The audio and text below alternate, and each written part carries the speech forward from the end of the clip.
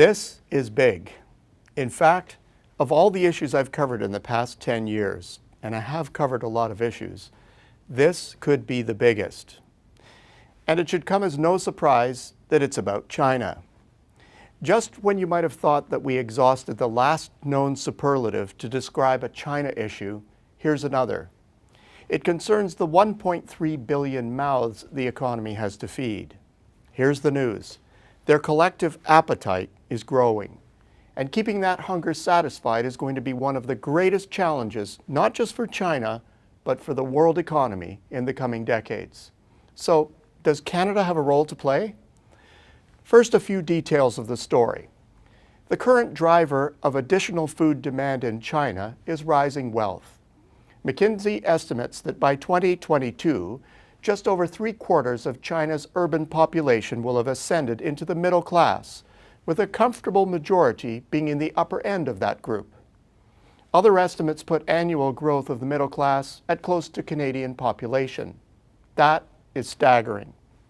Studies also show that one of the top categories that these neo-wealthy consumers throw more money at is food. What's even more interesting is that they are very keen on imported food. Trust is a problem in China's food supply chain. But if product is coming from someplace abroad where food governance is better, like Canada, the interest goes way up.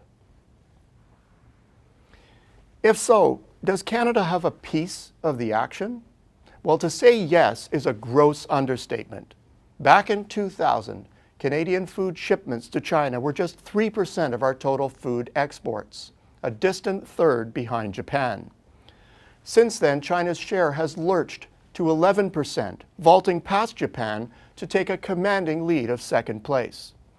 For the last 16 years, growth in our food exports to China has averaged over 15% annually, triple the rate of growth to the US. Better still, the number is accelerating. Since 2008, yearly growth has averaged 18%, while the US number hasn't changed. One more fact. Since 2000, China has accounted for 17% of the total growth of our food exports abroad. But in the past 8 years, it has risen to over 1/4 of total growth. No country other than the US even comes close. Keep this up, and China knocks the US out of top spot in 2033. So what are we shipping to China? The categories are lopsided. The vast bulk of our China-bound agri-food exports, about 74%, are raw and processed grains and oilseeds, with growth numbers much like the overall stats. If that's not exactly inspiring, then consider this. Rising wealth should mean that higher value-added food products are the new up-and-comers. Any hints of that in the data? Check out meat products, number 2 on the list.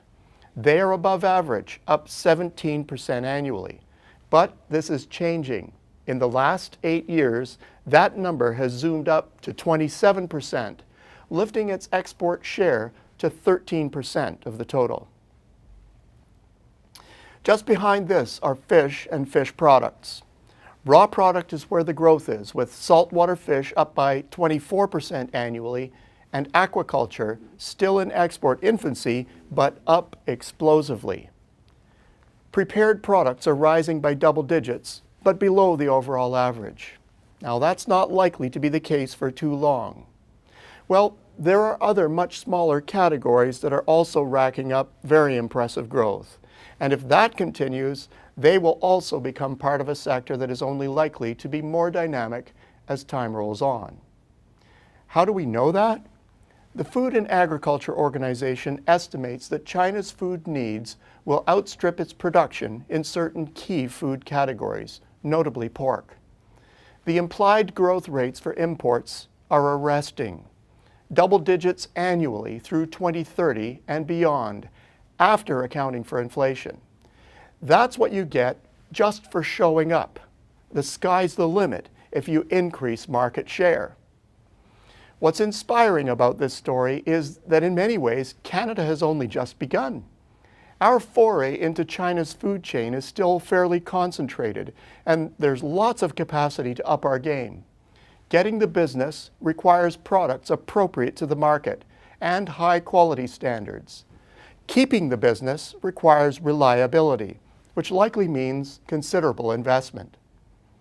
The bottom line, when it comes to future agri-food sales to China, Canada has a lot going for it. We have the resource, we have the know-how, we have the supporting infrastructure, and this is one of those rare industries in which we actually have the scale to meet China-sized needs. All of these attributes stay parked on the shelf without bold vision. Are we up to it? Until next week, I'm Peter Hall.